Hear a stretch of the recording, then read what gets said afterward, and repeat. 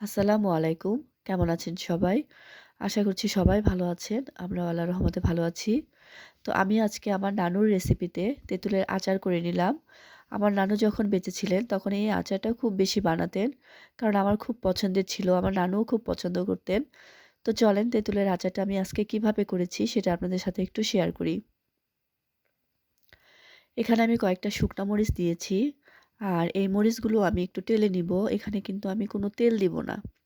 তেল ছাড়াই আমি মরিচটা একটু টেলে এরপর এখানে আমি কিছু কাঁচা পাঁচফোড়ন দিয়ে দিলাম। আর পাঁচফোড়নটা একটু ভেজে নিতে হবে।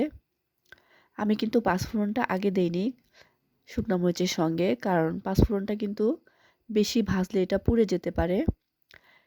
এবার ভাজা হয়ে গেছে, আমি এটাকে ঠান্ডা করে গুঁড়া করে নিব। এরপর আমি দিয়ে দিব হচ্ছে সরিষার তেল। আর এই আচারটাতে খুব বেশি সরিষার তেলের কোনো দরকার নেই। এরপর আমি ২টা শুকনা মরিচ এখানে দিয়ে দিলাম। এরপর দিব হচ্ছে এখানে পাঁচফোড়ন।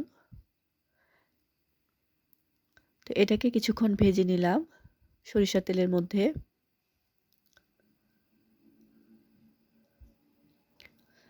এবার আমি এখানে হলুদ মরিচ আর হচ্ছে জিরা গুঁড়া পরিমাণ মতো লবণ দিয়ে দিলাম।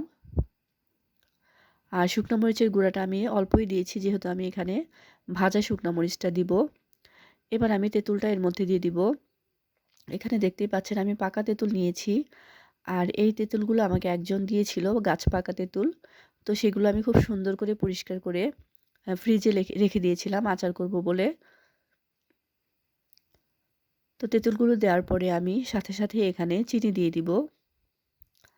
এখানে যেহেতু আধা কেজির মতো তেঁতুল আছে, তো চিনির পরিমাণটাও সমানই দিতে হবে।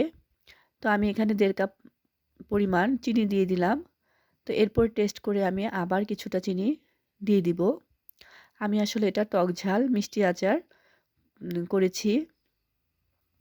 এরপর আমি কিছুটা পানি দিয়েছিলাম, পানি দিয়ে এটাকে জাল করে নিয়েছি। তো চিনিটা গলা পর্যন্ত অবশ্যই অপেক্ষা করবেন। তো চিনিটা গলে যাওয়ার পর আপনারা এটাকে একটু চেক করে দেখবেন সব ঠিক আছে কিনা। কারণ এই পর্যায়ে চিনি না দিলে পরে কিন্তু চিনিটা গলতে চাবে না। এবার আমি এখানে শুকনো মরিচটা গুঁড়া করে নিয়েছি, সেটা আমি এখানে ১.৫ চা চামচ পরিমাণ দিয়ে দিব।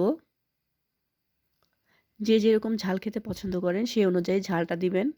কারণ এই আচারটা কিন্তু ঝাল, লবণ আর হচ্ছে মিষ্টিটা সব ঠিক থাকতে হবে, নাহলে কিন্তু খেতে ভালো লাগবে না।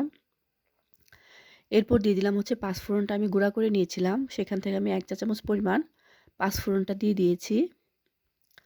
তো আমার আচারটা কিন্তু প্রায় হয়ে গেছে। তো শেষের দিকে কিন্তু এই পাঁচফোড়ন আর হচ্ছে শুকনো মরিচের গুঁড়াটা দিয়ে দিতে হয়। এরপর হচ্ছে আমি ভালো করে মিশিয়ে আবার চেক করে দেখব এতে আর কোনো কিছু লাগবে কিনা। তো আমার আচারটা হয়ে গেছে। খেতেও ভীষণ মজা হয়েছে। তো আপনাদের কাছে কেমন লাগলো জানাবেন। আর এভাবে বানিয়ে খাবেন। তো ভালো থাকবেন সবাই। আজ এ পর্যন্তই। আল্লাহ হাফেজ।